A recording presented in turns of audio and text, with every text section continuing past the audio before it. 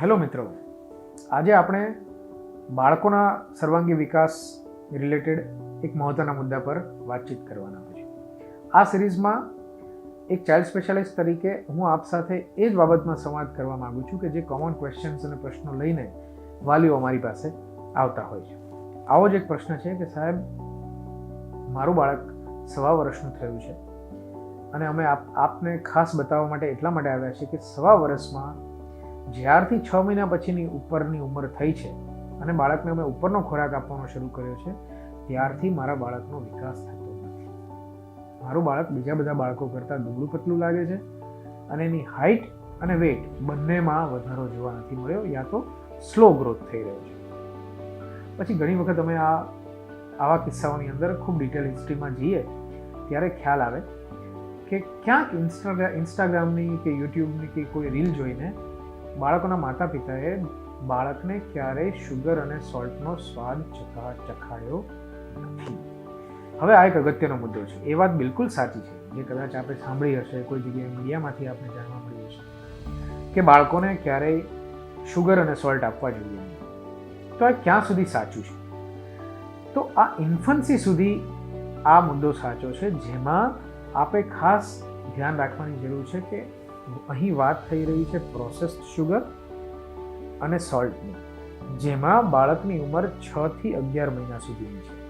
જેમાં પણ 6 થી 9 મહિનાનો સમયગાળો એવો છે કે જો આપ એમાં સોલ્ટની માત્રા નોર્મલ એડલ્ટ ખાય એવી રીતે આપો છો તો અમુક નુકસાન બાળકને ચોક્કસ થાય છે. કારણ કે 6 થી 9 મહિનાની ઉંમરના બચ્ચાઓની કિડની એટલો સોલ્ટનો લોડ નથી લઈ શકતી જેટલી એક નોર્મલ એડલ્ટ સોલ્ટ ખાતું હોય. અને શું ઇફેક્ટ કરે છે?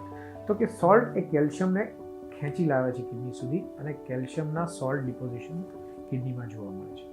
સોલ્ટના હાઈ પ્રમાણથી બાળકોમાં હાઇપરટેન્શનની માત્રા વધે છે. સોલ્ટ વધારે આપવાથી બાળકમાં ફ્લુઇડ રિટેન્શન જોવા મળે, જેનાથી સવારની અંદર આંખમાં સોજા આવવા અને આગળ જતાં બ્લડ પ્રેશરની બીમારીઓ વહેલી આવી, આવા અમુક કિસ્સાઓ એનેક્ડોટલ કેસીસ અને રિસર્ચ અવેલેબલ છે. તો આ ઉંમર સુધી આપણે સોલ્ટને ચોક્કસથી અવોઇડ કરવું જોઈએ. બ્રિટલ બોન સિન્ડ્રોમ કરે છે, જે પણ એક જાતના કેલ્શિયમ આ બાળકના બ્લડમાંથી કિડની તરફ વહેવા માંડે તો સ્ટોન તો કરે જ કરે, પણ કેલ્શિયમ આવે ક્યાંથી? તો કે બોનમાંથી ઘસાઈને કેલ્શિયમ બહાર નીકળે. તો આવા અમુક સાઇડ ઇફેક્ટને ધ્યાનમાં રાખીને સોલ્ટ રિસ્ટ્રિક્શન વિશે સલાહ આપવામાં આવે છે. પણ જેમ જેમ આપનું બાળક મોટું થાય અને વર્ષની ઉંમરને ક્રોસ કરે ત્યાર પછી બી જો સોલ્ટ ન આપવામાં આવે તો અમુક ગેરફાયદા પણ એની સાથે આવવાના. કેમ? કારણ કે આયોડિનની માત્રા સોલ્ટ સિવાય તમને બીજા કોઈ ડાયટમાંથી નહિવત મળવાની છે. અને આપ જાણો છો કે આયોડિન જો બાળકના ખોરાકમાં ન જાય તો goitre as well as brain ડેવલપમેન્ટમાં પ્રોબ્લેમ્સ થતા હોય છે. અને આપ સૌ જાણતા હશો કે બાળકના બ્રેઇનને ગ્રોથ થવાની કેપેસિટી અરાઉન્ડ 1.5 થી 1.5 કે 2 વર્ષ સુધી હોય છે. ત્યાર પછી બ્રેઇન સાઇઝમાં નથી વધતું, the neurons interact with each other and they get used for the new learning. એટલે નવું ને નવું વસ્તુઓ શીખવામાં બ્રેઇનના ન્યુરોન્સનો ઉપયોગ વધારે થવા માંડે.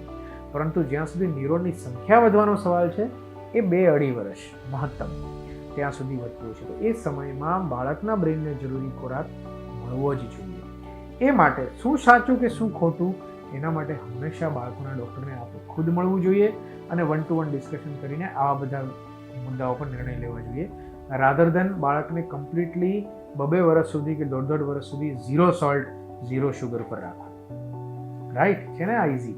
તો આપ આપના બાળકોના ડૉક્ટર સાથે આ બાબતમાં આજે જરૂરથી મળો અને એમના સાયન્ટિફિક આન્સર સાથે આપ ઘરે પાછા આવો અને બાળકના ડાયટમાં ઇમ્પ્રુવમેન્ટ કરો.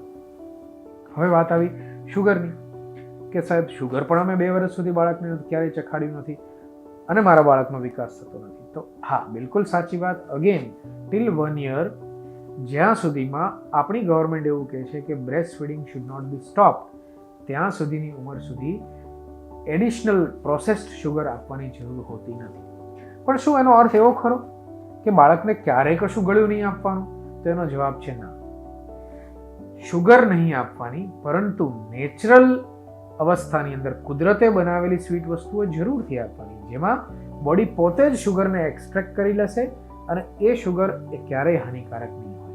દાખલા તરીકે કેળું, તે પોતે પણ સ્વીટ છે, અને એમાંથી આવતી શુગર એ બાળકને નુકસાન કરવાની નથી. સો આપ જાણો છો કે 6 મહિના પછીના ડાયટની અંદર બાફેલું બટાટું, બાફેલું ટમાટું, સ્ટાર્ચ કન્ટેનિંગ ડાયટ્સ, બાફેલું શક્કરિયું, રાઈસ, ઘઉં અને સિરિયલ્સવાળી વસ્તુ, આ બધી જ વસ્તુઓની અંદરથી અલ્ટિમેટલી બાળકને શુગર અને ગ્લુકોઝ એના મોલિક્યુલ્સ મળી જ જવાના છે. એટલા માટે આર્ટિફિશિયલી પ્રોસેસ શુગર નાખવાની જરૂર નથી. પરંતુ ગુજરાતી ડાયટમાં આપ જાણો છો કે જેગરી તો બહુ પ્રચલિત છે, ગોળ તો ખૂબ પ્રચલિત. ગોળવાળી વાનગીઓ જે બાળકને આપણા ઘરમાં બને છે અને જે આપ વર્ષોથી બનાવતા આવ્યા છો એવી ગોળવાળી વાનગીઓ બનાવવામાં કોઈ જ નુકસાન હોતું નથી. પણ ઉંમર કઈ 6.5 મહિનાથી ઉપર અને શુગરની માત્રા એટલે ગળ્યો ખોરાક ધીમે ધીમે ઇન્ટ્રોડ્યુસ કરવો, આખો દિવસ ગળેલી વસ્તુઓ નહીં ખવડાવવી. સો આ એનું સાયન્ટિફિક સમાધાન છે. નહીં કે બાળકને 1.5-2 વર્ષ સુધી કંઈ પણ ગળ્યું ના ખવડાવવું. તો જે ફ્રૂટ્સ જે નેચરલી બનેલો, કુદરતી અવસ્થામાં બનેલો ગળ્યો ખોરાક છે એ જરૂરથી આપવો જોઈએ.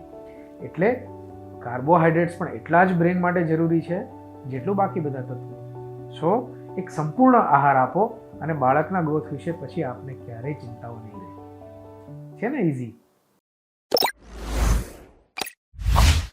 SGVP Holistic Hospital.